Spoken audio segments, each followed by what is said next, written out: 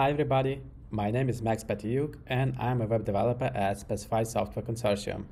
Today's talk is going to be about the importance of increasing quality standards when publishing internal APIs to external users, and I'm also going to share a case study from our experience and the challenges we faced in the process.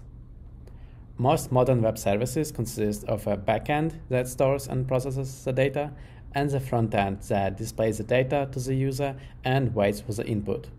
Since users accessing your product only see the front end, the communication between the backend and the front end doesn't get much attention. It's usually implemented using internal APIs, which rarely have documentation or automated tests for that matter. But later, if you decide to make these APIs available to developers of third-party tools, for example, to allow for integrations between different products, then suddenly there is a much higher quality expected of the APIs. They must have comprehensive documentation that is always up to date, as well as on-the-fly validation with meaningful error messages to help diagnose the issue, and most importantly of all, a consistent uptime, as customers have very little tolerance for downtime. OpenAPI is a machine-readable API documentation specification that can help significantly with fulfilling these requirements by helping to automate testing and other common maintenance tasks. It allows one to formally describe the input parameters for each API endpoint and the range of possible responses. Later, this information can be used to provide on-the-fly request validation, automated testing, and to create interactive documentation. But first, let's talk about our use case. Specify 7 is a biological collections data management platform developed by Specify Collections Consortium.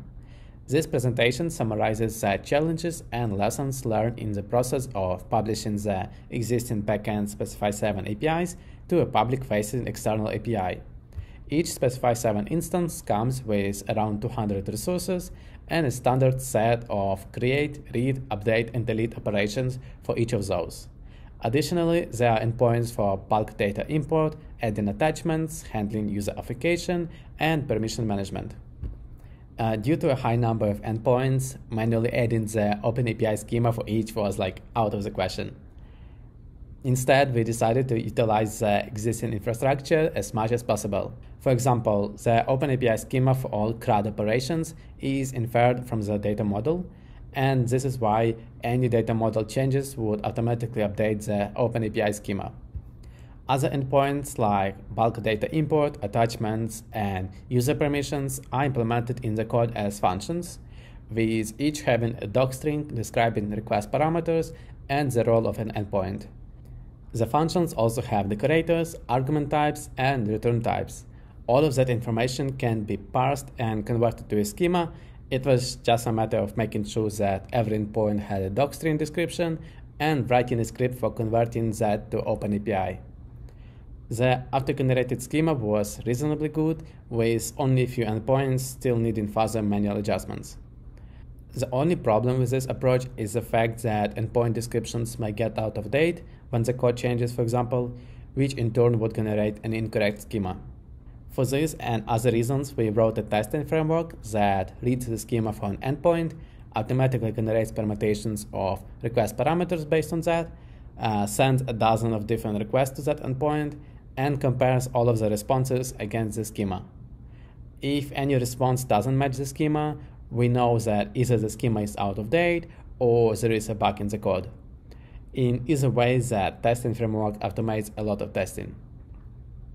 Additionally, it can even be configured to test a whole chain of requests where each response depends on the previous request.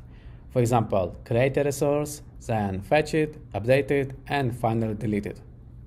We also wrote a library called lmtest to handle the scheduling of these automatic tests, as well as log retention and error reporting via webhooks.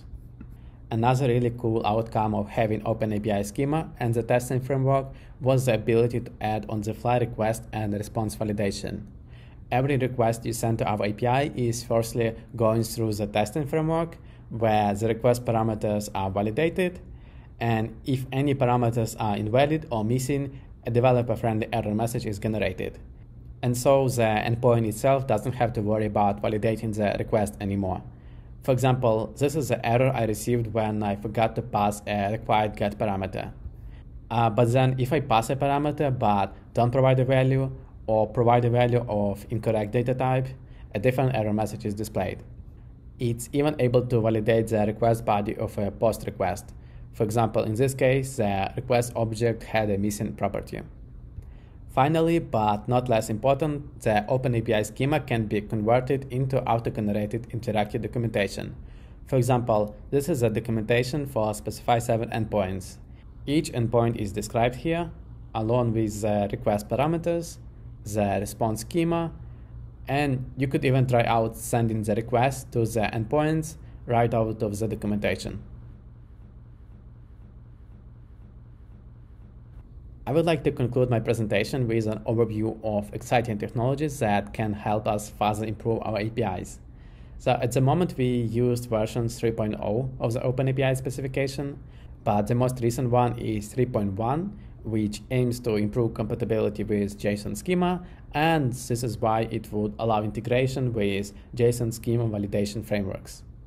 Unfortunately, at the moment, OpenAPI 3.1 is not yet very well supported by practically any tools, and that is why we are just staying hopeful that this may change in the future, for example, in the next year or so.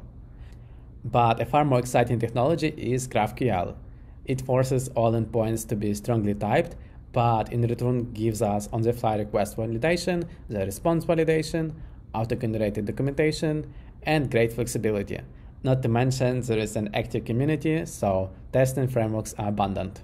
So the biggest drawback of migrating to GraphQL for us is that it would require rewriting all of our APIs or adding and maintaining an abstraction layer on top of our existing RESTful endpoints. As a reminder, here are the technologies and tools we discussed today.